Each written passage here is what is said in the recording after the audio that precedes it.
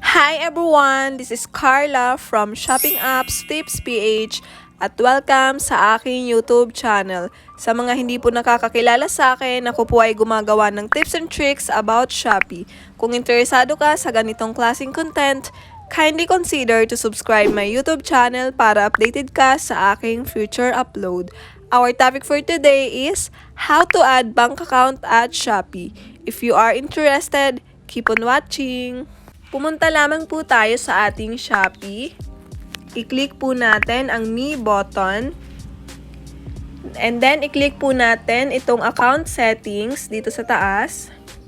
Pagka-click ng account settings, ito po yung lalabas.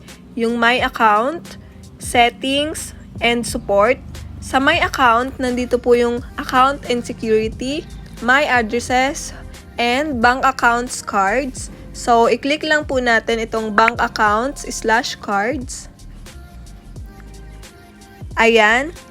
And then, paano nga ba mag-add ng bank account sa Shopee? So, i-click lang po natin itong add bank account. Yan. And then, fill outan lamang po natin itong details na hinihingi. Full name. Ilagay po natin ang ating full name. Yung full name po na nasa card.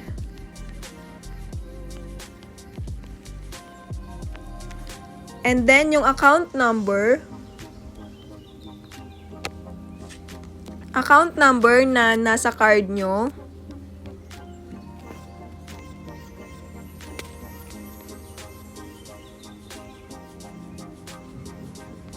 And then, bank name.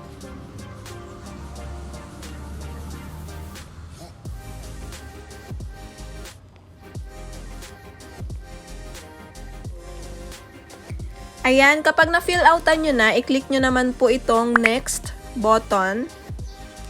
And then, i-confirm nyo if tama yung mga details na nilagay nyo.